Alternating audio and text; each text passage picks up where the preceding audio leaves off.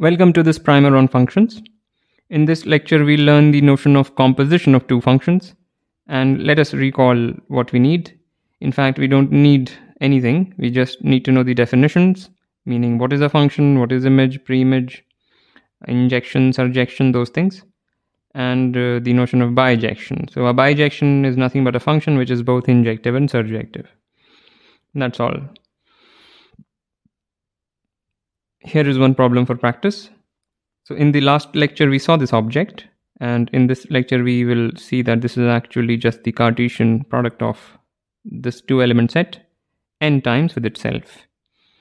Okay, so do this, and now let us continue. All right, so now what we are given is two functions, f and g, with the special situation that the target of f is same as the domain of g. So in such a situation, what one can do is create the composite of g and f. And how does one do it? One just superimposes the two pictures. Since the target of f is same as the domain of g, one can indeed superimpose. Okay, so this now gives us the composite of f and g, and it is supposed to be a function from x to z. So what happens in the middle does not matter anymore, and what happens through it is what is important. So all we are interested in, if we start our journey at a point in x, we follow the arrow, we reach to some point. That is the image of this point under the composite of g and f. So here I have another picture which does precisely that. So suppose we start at this point, we follow the arrow, we reach here, and here indeed we reach there. We start at this point, we follow the arrow, we reach here, and here I have drawn the same thing. And similarly, you can see for every point.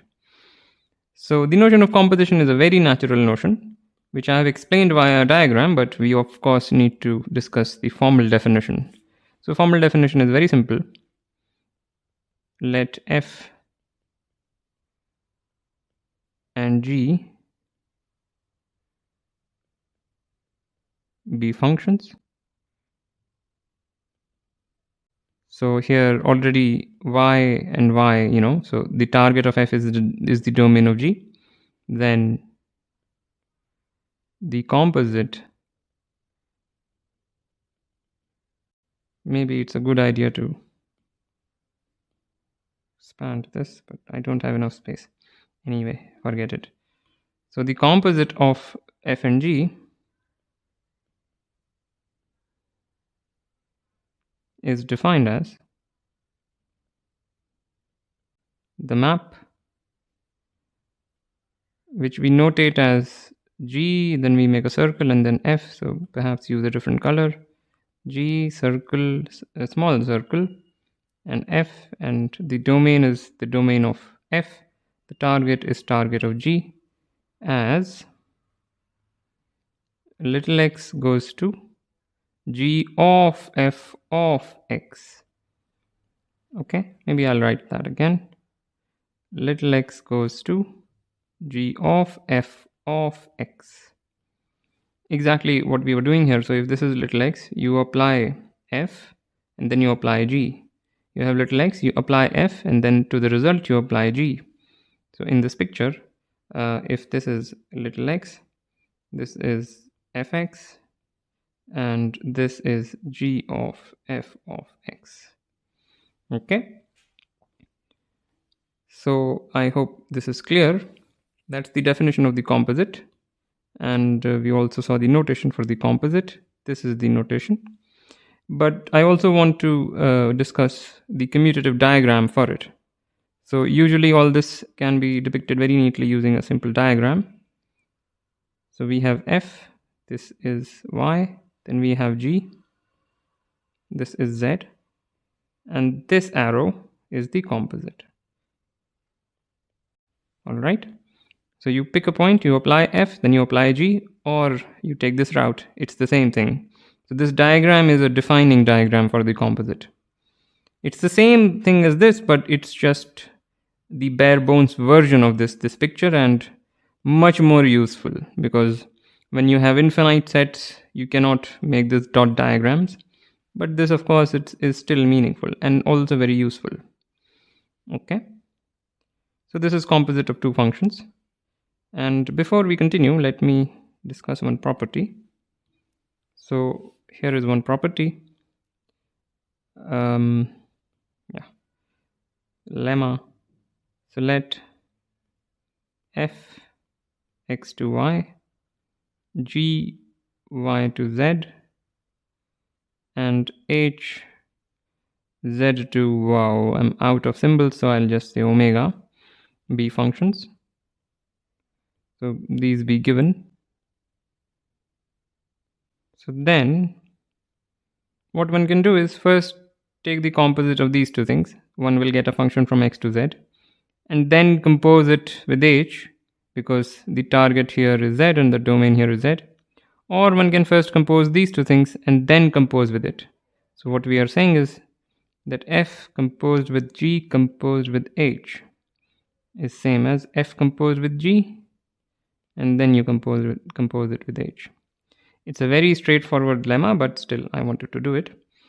So proof is very simple. Actually I've written something nonsensical.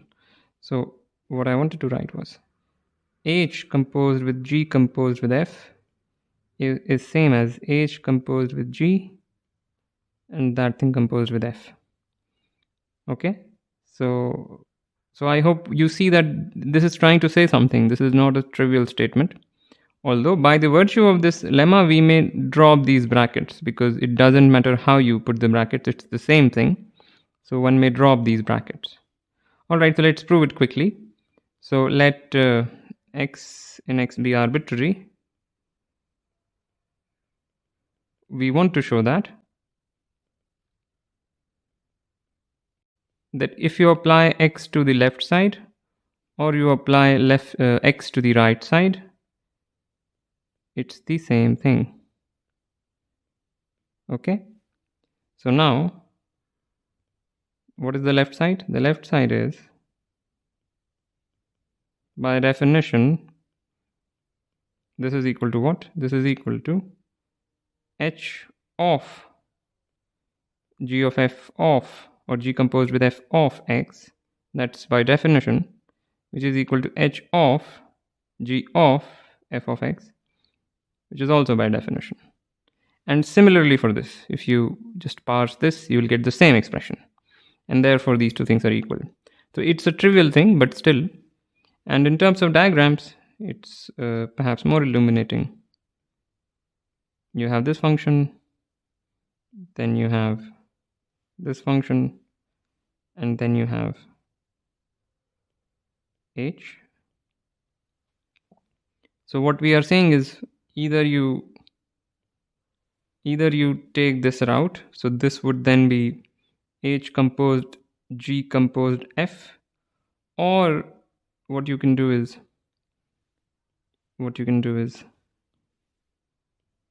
make this highway. So this would now be seen as f composed with h composed with g, and obviously those two things are the same things. So in the first picture you were first directly going to z and coming here. In the second picture you were coming there and then directly going to omega. Okay, so it's a simple lemma. Now let us continue. The inclusion map. This has nothing to do with the composite. It's a very simple, straightforward definition. So suppose A is a set and X is a set where A is contained in X and everything is non-empty. I am not writing that. So one can define what is called the inclusion map corresponding to A. And it is just a map whose notation is I, and then we make a subscript A. The domain is A, the target is X. What does it do? It takes a little a in A to A.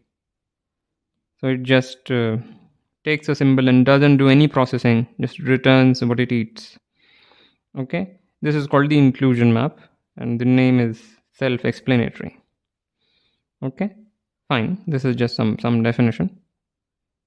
And here we have sort of a cousin of it, the restriction map. So suppose we have been given a function from a set x to a set y, and we are also given a subset of the set X. Then what we can do, we define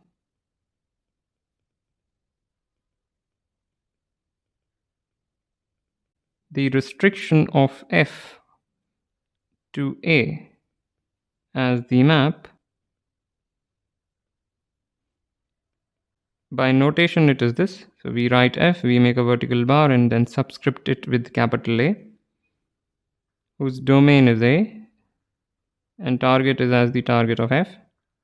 What does it do? It takes something in A and spits out F of A. So again, it is not doing anything very fantastical. It is just whatever F was, its domain was bigger. Now the domain is smaller. All right. And if you want to think of it as a composite, what you can do is you have X, you have the function F, you have this inclusion map.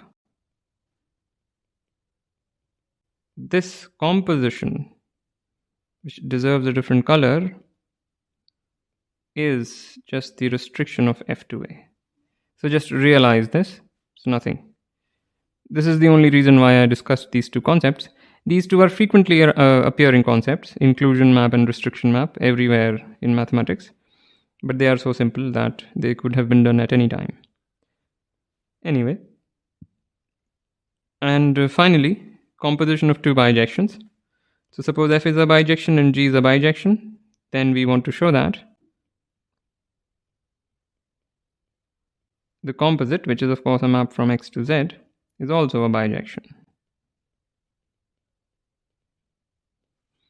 Okay, so first, what should I do is really, instead of bijections, let us just show injections.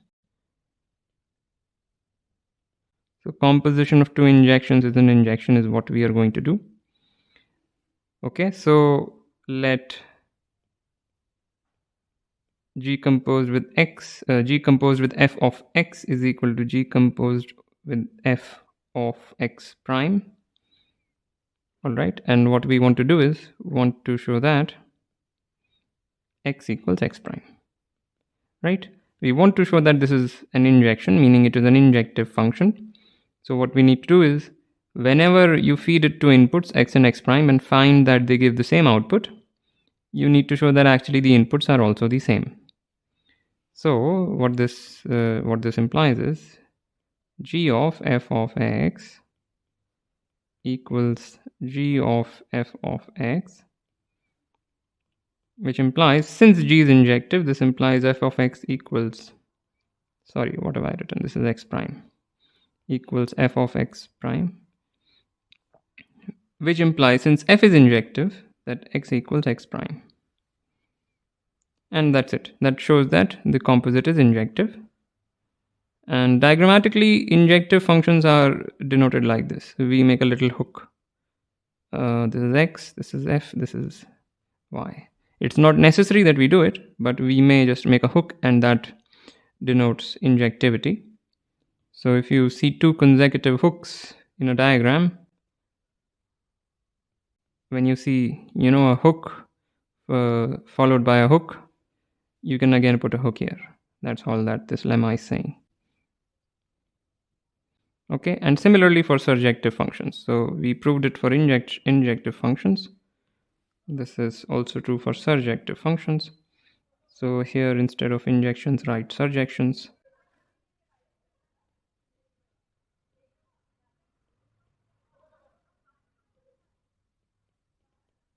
Okay, and I leave the proof to you, but diagrammatically, this surjectivity is written or denoted by a double arrow.